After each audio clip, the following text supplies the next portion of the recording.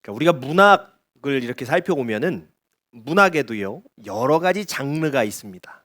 그래서 뭐 우리가 잘 알고 있는 뭐 시도 있고요, 소설도 있고, 수필도 있습니다. 또 뭐 이제 무대에 그 극을 올리기 위한 극 대본 같은 그런 극 작품들도 존재를 합니다. 여러 가지 장르가 있죠. 이 문학에도 여러 가지 장르가 있는 것처럼 성경 각권에도 장르가 있습니다. 시도 있고, 역사적 사실을 기록한 역사서도 있고, 또 바울이 쓴 편지글도, 그런 서신도 여러 개가 존재를 합니다. 또 요한계시록 같은 경우에는 어떤 장르인가 하면 문학적인 요소를 가지고 있어요. 저항문학. 이 저항문학이라는 것은요, 뭐 식민 지배나 사회적인 억압 가운데서 그 작품을 통해서 어떤 목소리를 내는 그런 작품의 그런 유형을 이야기를 합니다. 이 장르의 특징이 뭐냐면 검열을 피하기 위해서 강한 상징과 비유를 사용한다는 거예요. 그래서 예를 들면 일제강점기에 우리가 쓰였던 그 윤동주의 서시나 이육사의 광야 같은 그런 작품들이 사실은 대표적인 저항 문학 작품들이에요. 이 로마의 박해 가운데 쓰였던 이 요한계시록도요, 이 저항 문학의 장르를 사용하고 있습니다. 이 로마의 검열을 피하기 위해서 이 요한계시록은 굉장히 강한 비유와 상징을 많이 사용하고 있어요. 그러니까 우리가 제일 많이 그 요한계시록에서 그 알려진 상징이 뭐냐라고 얘기하면은 짐승의 수를 세어 보아라 13장에 보면은요, 그것은 666이니라는 표현. 이게 대표적인 건 표현이거든요. 그러니까 유대인들은 어떤 그걸 가지고 있었냐면 게마트리아라고 해가지고 히브리어 글자에다가 숫자 값을 대입하는 암호법을 가지고 있었어요. 이게 좀 쉽게 얘기하면 어떤 거냐면 우리로 치면은 뭐 기역, 니은, 디귿, 리을 이렇게 나가면 기역은 1, 뭐 니은은 2, 디귿은 3 이런 식으로 해서 숫자의 글자가 이게 서로 대입이 되는 그런 거죠. 그래서 요걸로 이제 암호를 사용을 하는 겁니다. 사도 요한은 이 로마의 검열을 피하기 위해 가지고 이 게마트리아 암호법을 사용해 가지고 요한계시록에다가 기록을 한 거죠. 그러니까 당시의 유대인들은요 666이라는 숫자를 딱 보는 순간에 어떤 행동을 했을 거냐면 그 숫자에 맞는 이 히브리어를 막 대입을 해봤을 겁니다. 그래서 글자를 조합을 해서 암호를 풀어냈을 거예요. 그럼 그 암호를 풀면 뭐가 나오냐면요, 카사르네론이라는 게 나와요. 카사르네론이 뭐냐면 네로 황제 이런 뜻이에요. 그러니까 요한계시록이 말하는 짐승은 뭐냐면 기독교를 박해했던 네로인 거예요. 네로. 이게 되는 거죠. 뭐 666 이외에도 계시록에 나오는 음녀, 뭐 바벨론 이런 것도 다요, 당시 사람들이 이해할 수 있었던 상징을 사용해서 기록을 한 거예요. 근데 이제 이 요한계시록이 가지고 있는 저항 문학으로서의 장르를 이해를 안 하고 그냥 이걸 해석해 버린다고 하면은 당시 로마에 핍박받고 있던 상황 속에서의 그런 성경 해석, 계시록에 대한 이해가 되는 게 아니라 어떻게 되겠습니까? 지금 이제 신천지처럼요, 그냥 막 우리 시대에다 적용을 해가지고 이상한 해석을 막 해버리는 거예요. 그래가지고 사실 성경의 장르를 이해한다는 것이 이게 대단히 중요한 겁니다. 장르를 이해하지 못하면 이상하게 해석을 해버릴 수 있거든요. 자, 오늘 우리가 살펴볼 본문 욥기, 이 욥기는 그러면 어떤 장르이냐는 거예요. 우리가 이 장르를 먼저 이해를 해야 됩니다. 욥기는요, 어떤 역대상처럼 역사적 사실을 통해서 메시지를 전하려고 하는 역사서가 아니라는 거예요. 여러분, 욥기는요 문학 장르입니다. 문학 장르. 그러니까 우리가 어렸을 때 전래동화 읽잖아요. 햇님과 달님 뭐 이런 거 읽고 거기서 교훈을 얻잖아요. 아, 이렇게 살아야 되는구나, 나쁜 일을 하면 안 되는구나, 우리가 그 교훈을 얻는 것처럼 욥기는요 고대 히브리인들 사이에서 지혜 문학으로 전해 내려오는 그 말씀인 거예요. 자, 욥기를 보면 어떤 내용이 거의 초반에 나오냐면 사단이요 하나님께 뭐 얘기를 해요. 욥이 가진 거 다 뺏어 보시라고. 그러면 욥이 그래도 하나님을 경외하는지 한번 그거 해보시라고 막 사단이 시험해 보자고 얘기하는 장면이 나옵니다. 이게 만약에요 욥기가 역사서다, 이게 역사적 사실이라 그러면 이게 무슨 내용이 되냐면요, 하나님하고 사단이 짜가지고 사람을 시험하는 거예요. 이게 그게 돼버리는 거예요. 이게 얼마나 이게 시험거리냐는 거예요. 그러면 진짜 얼마나 많은 사람이 시험에 들겠어요. 그게 아니라는 겁니다. 욥기는 우리나라의 그 전래동화 같이 문학으로서 기록된 성경이기 때문에 이 장면은 어떤 거예요? 욥기의 저자가 욥기를 통해 교훈을 주기 위해서 의도된 설정을 하는 거예요. 자, 그럼 우리는요 이제 이 사실을, 이 장르의 특징을 알고 그 다음에 이 욥기는 그럼 과연 우리에게 어떤 메시지, 어떤 교훈을 주기를 원했는가를 이해해 나가야 된다는 거죠. 자, 우리가 어렸을 때부터 들었던 욥기의 말씀의 주제, 우리가 좀 가지고 있는 생각은 뭐냐면 욥처럼 고난을 인내하면 반드시 복을 받는다. 이런 메시지로 우리가 좀 이제 지금까지 이해를 해 왔습니다. 그래서 이제 어떤 생각하냐면 욥은 인내를 잘한 사람이야 라는 우리의 생각이 있어요. 아마도요 욥기 23장에 보면 그가 나를 단련하신 후에 내가 정금같이 나오리라 라는 말씀이 대표적으로 오해를 만들지 않았나 싶습니다. 찬송도 막 하잖아요. 그게 오해를 좀 만드는 것 같아요. 왜냐하면요 욥기 23장에 나오는 그가 나를 단련하신 후에 내가 정금같이 나오리라 라는 말씀을 좀 정확하게 그 원어의 의미대로 번역을 하면 어떻게 번역이 되냐면 이렇게 번역이 됩니다. 하나님이 나를 털어보셔도 나는 순금처럼 먼지 하나 나오지 않는 사람입니다. 이게 이런 말씀이에요. 사실은 어떤 표현이에요? 딱 멋있게 내가 이 단련을 받고 정금같이 되겠습니다 이런 표현이 아니라 욥이요 자신이 고난받는 상황에 대해서 굉장히 억울해하고 있는 그런 말씀이에요. 이 말씀이. 우리는 욥기를 보면서 욥이 굉장히 인내 잘한 사람이라고 생각하고 있는데요, 사실은 욥이 인내하는 사건은, 욥이 인내하고 있는 것은 1, 2장까지가 끝입니다. 1장을 보면은요 자녀를 잃으며 고통을 겪거든요 욥이. 그때 이제 욥이 명언을 남기죠. 주신 이도 여호와시요 거두시는 이도 여호와시다. 그러니까 사람들이 욥이 참 인내를 잘했다라고 생각을 해요. 또 2장을 보면 자신의 온몸에 종기가 났을 때 욥의 아내가 뭐라 그러냐면 차라리 하나님을 원망하고 죽으라 그래요. 그러니까 욥이 뭐라 그래요? 우리가 하나님께 복을 받았는데 화도 받지 않겠느냐라고 하면서 고난을 이겨내는 듯 해보여요. 그러나 욥의 이 멋있는 모습은 2장까지가 끝입니다. 3장부터는요 욥이 폭주를 하기 시작합니다. 욥은요 차라리 태어나지 않는 게 좋았을 거라면서 자신의 삶을 막 저주하기 시작해요. 그런데 그 내용을 가만히 살펴보면 태어난 자신을 원망하는 게 아니에요. 누굴 원망합니까? 자신을 만드신 하나님을 향한 원망을 가득 담고 있어요. 자, 욥기 3장 3절로 4절입니다. 자, 같이 읽겠습니다. 시작.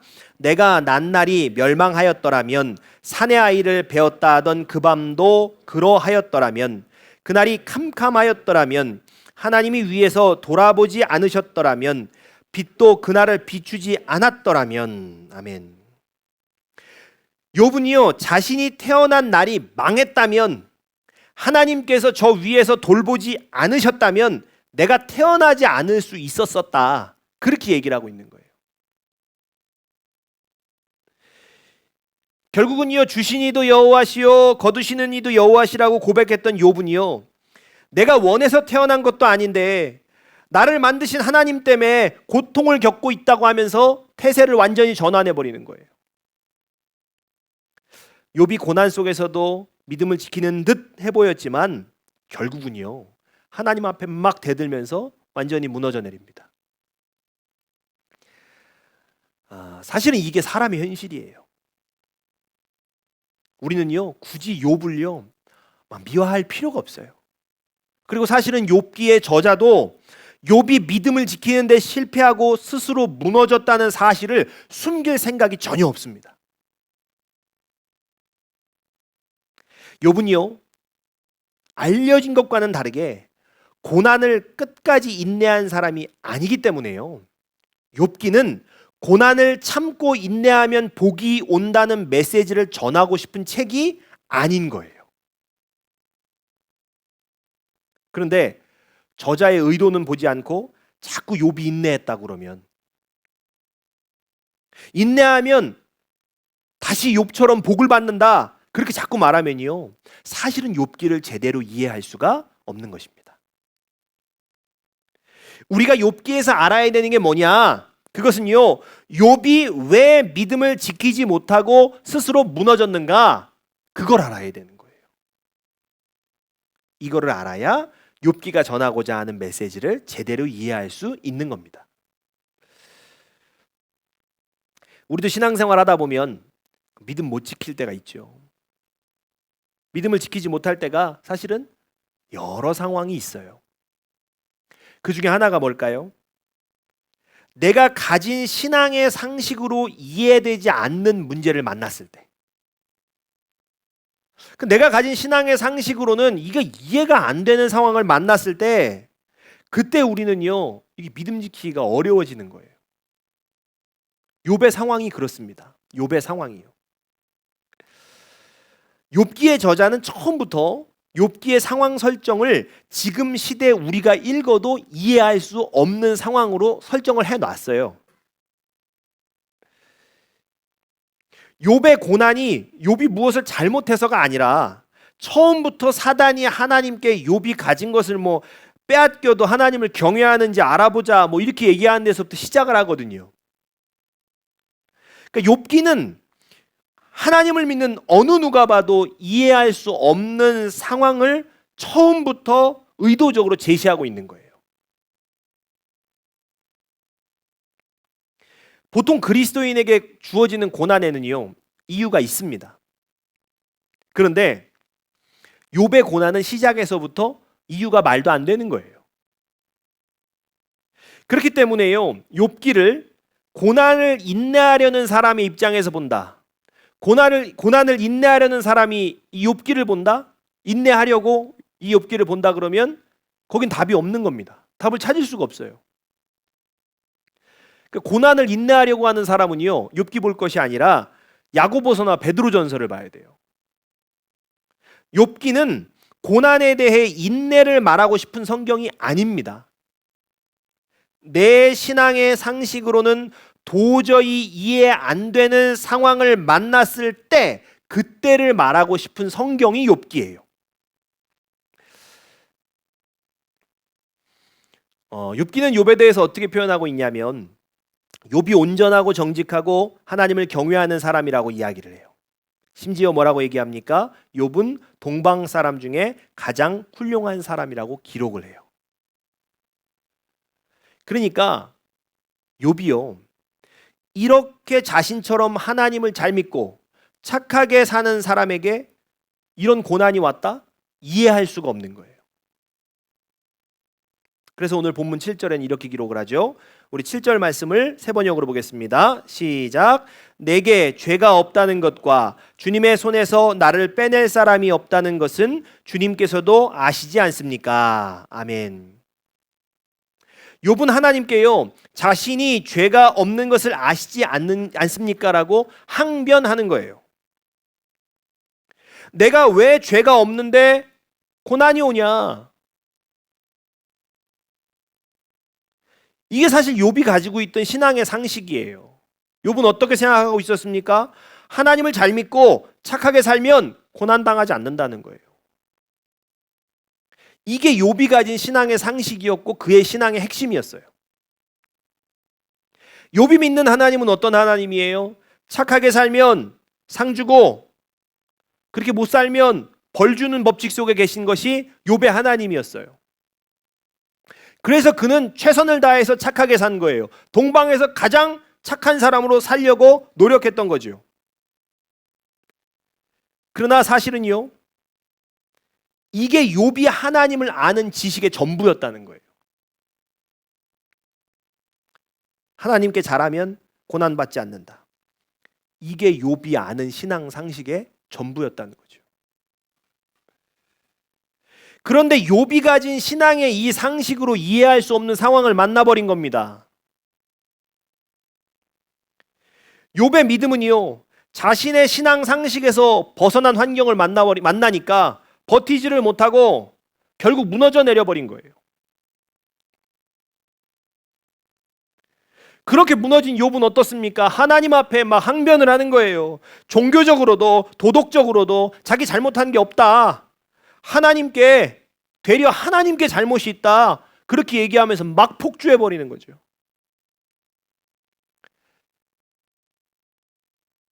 나는 선하게 살았는데, 나는 종교적으로 아무 문제가 없는데, 도덕적으로도 문제가 없는데, 이거 하나님 문제가 있는 거다. 막 폭주하는 거예요. 이렇게 폭주하고 있는 욥에게요, 하나님은 욥기 38장에 가서야 그때 드디어 모습을 나타내세요.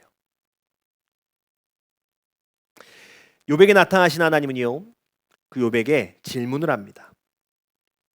너는 내가 묻는 말에 대답해 보라고 하시면서 질문을 하는데, 어떤 질문을 하냐면 자연 세계에 관한 질문을 굉장히 여러 개 하세요. 자, 그 중에 몇 개만 우리 한번 살펴보겠습니다. 욥기 38장에 4절, 18절, 26절 말씀이에요.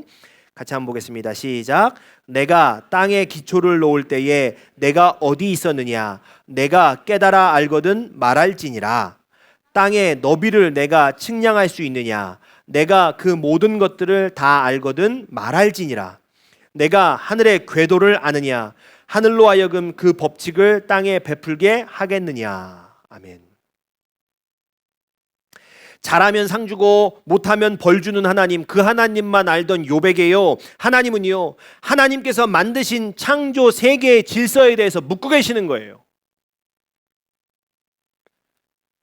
욥은요, 자신의 신앙 지식으로만 하나님을 이해하고 살았습니다. 잘하면 상 주고 못하면 벌 주는 하나님, 그 하나님만 알았지, 가늠할 수 없이 크신 창조주 하나님에 대해서는 완전히 무지했던 거예요. 그래서 창조 세계에 대한 질문을 받고 나서 욥의 대답은 이런 거예요. 욥기 42장 5절로 6절 같이 읽겠습니다. 시작. 내가 주께 대하여 귀로 듣기만 하였사오나 이제는 눈으로 주를 배움나이다. 그러므로 내가 스스로 거두어드리고 티끌과 재 가운데에서 회개하나이다. 아멘. 욥이 내가 주께 대하여 귀로 듣기만 하였다는 거, 그것은요, 바로 자신이 가진 알량한 신앙 지식을 말하는 거예요. 나의 알량한 지식으로 감히 하나님을 다 안다고 생각했습니다. 이 말을 하는 거예요. 내가 이제 주를 눈으로 배움나이다. 이 말은요, 내가 가진 하나님을 아는 지식, 그 알량한 지식을 버리고 이제 가늠할 수 없이 크신 하나님을 바라봅니다 라는 표현이에요. 욥기는요, 우리가 가진 알량한 신앙 지식으로는 하나님을 결코 다 이해할 수 없다고 말하는 것입니다.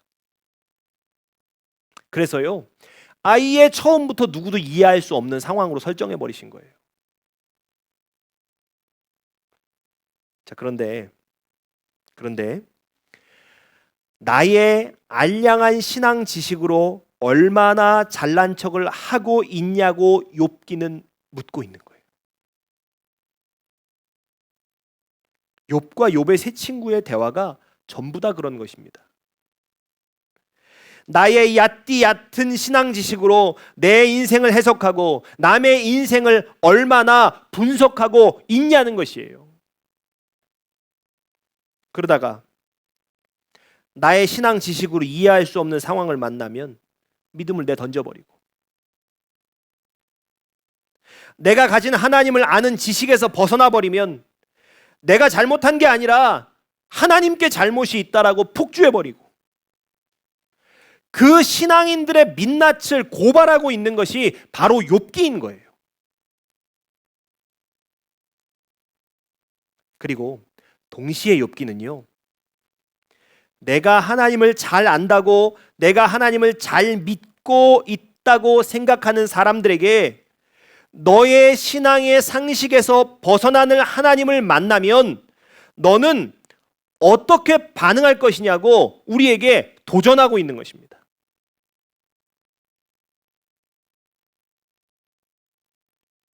하나님은요, 욥이 알지 못했던 크신 창조주 하나님으로 나타나세요. 그리고 욥에게 전능한 하나님과 다투는 욥아, 내가 나를 비난하니 내가 묻는 말에 대답해 보아라 라고 하십니다. 욥은 뭐라고 대답해요? 깨닫지도 못하면서 함부로 말한 자가 저입니다 라고 대답하며 순복하는 거예요. 여러분, 내가 믿고 있던 하나님과 다른 하나님을 만났을 때 우리의 반응이 이 욥의 대답이 돼야 됩니다. 나의 신앙의 상식으로 이해할 수 없는 상황을 만났을 때 우리의 반응이요, 이 욥의 대답이 돼야 하는 거예요. 내가 믿고 있던 하나님이 전부라고 생각하시면 안 됩니다. 내가 알고 있는 신앙의 지식이 전부인 줄 알고 함부로 말해서는 안 되는 것입니다. 내가 이제 좀 믿음이 자란 것 같다고, 이제 하나님이 어떤 분이신지 알 것 같다고 생각할 때 그때 가장 조심하셔야 돼요. 그래서 사실은요, 목사뿐만 아니라 교회에서 좀 믿음 좋다라고 하나님에 대해서 좀 잘 안다고 열심히 하는 사람들이 다른 성도들한테 상처도 주는 거예요. 내가 가진 신앙이 전부가 아닌데 이미 다 알고 있다고 생각하기 때문에 쉽게 판단합니다. 내가 다 하나님의 뜻으로 해석하고 분별해 줄 수 있다고 생각하는 거예요. 욥의 친구들이 그랬잖아요. 욥의 친구들이 자신이 가지고 있는 신앙 지식으로 욥이 고난당하고 있는 그때, 네가 고난당한 건 다 이런 것 때문이다, 저런 것 때문이다 생각해보라고 다 와서 한마디씩 하는 거예요. 그런데 하나님께서는 그 욥의 친구들에게 뭐라고 말씀하세요? 너희가 나에 대하여 말한 것은 전부 틀렸다고 하시는 거예요.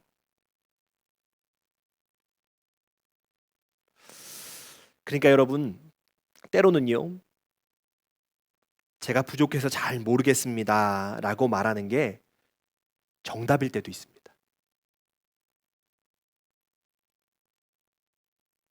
하나님의 계획이 참 전부 다 이해되고 그래서 내 인생이 막 해석되어지고 그럴 때도 있습니다. 그런데 사실은 여전히 이해가 안 되는 일도 정말 많지 않냐는 거예요. 저도 목사지만요, 여러분의 인생을 전부 다 말씀으로 막 풀어서 해석해서 알려드릴 수 없습니다. 목사도요, 여러분의 인생의 정답을 다 알지 못합니다. 목사가 되고 장로가 되고 뭐 권사가 되면 다 알 것 같잖아요. 신앙생활 그만큼 했으면 다 알아야 될 것 같잖아요. 아닙니다. 모릅니다. 잘 몰라요. 그래서 우리는요, 잘 모르겠으면 그냥 모른다고 해야 됩니다. 내가 다 안다고 생각하는 사람이 세상에 제일 무서운 사람인 거예요. 여러분, 우리는요, 인생에 물음표 하나씩 가지고 살아야 되는 겁니다. 내 인생에 해결되지 않는 물음표, 내가 이해할 수 없는 물음표, 그 물음표를 하나씩 가지고 살아야 되는 거예요. 그 물음표를 없애려고 하지 마십시오. 사실은 그 물음표가 있어야 내가 아무리 잘났어도 나는 한계를 가진 피조물이라는 것을 잊지 않고 살 수 있는 것입니다. 내 인생은 어떤 물음표도 없이 다 마침표로 만들어 버리겠다. 그런 사람은요, 결국 믿음 내던지고 하나님 앞에 폭주하는 거예요. 욥처럼 내가 아는 이 신앙의 상식 안에서 삶이 이루어져야 되는데 왜 그렇게 되지 않냐고 하나님 설명해 보시라고 막 폭주하는 거예요. 그러니까 여러분, 우리의 인생의 물음표를 계속 품고 사십시오. 모든 것을 다 알고 모든 거 다 설명할 수 있고 그거 창조주 하나님 뿐이신 거예요. 모든 것을 깨닫고 이해할 수 있는 것은 창조주의 영역입니다. 그러므로 그 물음표가 해결되지 않아가지고 그 물음표가 왜 마침표로 해결되지 않을까? 그것 때문에 괴로워하지 마십시오. 우리가 이 인생의 물음표를 막 정말 기어이 해결해서 마침표를 만들려고 하면 그러면 그 애씀 때문에 믿음을 버리는 거예요. 피조물이 어떻게 창조주가 되겠어요? 여러분, 때로는 모르는 것은 모르는 대로 그렇게 가볍게 살아갈 때도 필요한 것입니다. 세상의 심오한 진리와 이치는요, 우리에게 모든 것을 다 드러내주지 않습니다. 우리에게 다 알려주지 않아요. 하나님이 지은 세상이시잖아요. 하나님이 다스리는 세상이시기 때문에 사람에게는요, 허락되지 않은 부분이 분명히 있는 거예요. 그럼 우리는 피조물답게 살아가셔야 됩니다. 여러분, 인생에요, 여전히 물음표 있으셔야 됩니다. 그 물음표가 있다는 것이 내가 피조물답게 살고 있는 거예요. 내가 가진 신앙 지식으로 해결되지 않는 문제들은 물음표로 남겨두십시오. 그 물음표를 없애려고 너무 애쓰지 마십시오. 창조주가 되려고 하지 마시기 바랍니다. 그리고 욥과 같이 하나님 앞에서 회개하는 결론을 우리가 얻기를 바랍니다. 하나님, 제가 잘 알지도 못하면서 제가 함부로 말했습니다. 함부로 제 인생을 판단했고 함부로 남의 인생을 판단했습니다. 내가 가진 지식의 한계를 모르고 인생의 물음표를 없애려고 그렇게 애썼습니다. 그게 해결되지 않는다고 때로는 믿음을 저버리고 때로는 하나님께 분노했습니다. 제가 그동안 하나님을 귀로만 알았으면서 눈으로 다 본 것처럼 말하고 살았습니다. 그러나 이제는 정말로 내 눈으로 주님을 배웁습니다. 제가 함부로 말한 모든 것을 거두어드리고 티끌 가운데서 회개합니다. 여러분, 이렇게 고백한 욥을요, 하나님은 이전보다 더 사랑하며 돌보아 주셨어요. 우리도 욥과 같은 회개의 고백이 진심으로 있기를 주님의 이름으로 축복합니다. 이 시간 우리가 찬양할 때요, 내 경험과 지식 안에 계신 하나님이 아니라 측량할 수 없이 위대하신 하나님을 찬양하길 원합니다. 우리 같이 찬양하고 기도하겠습니다.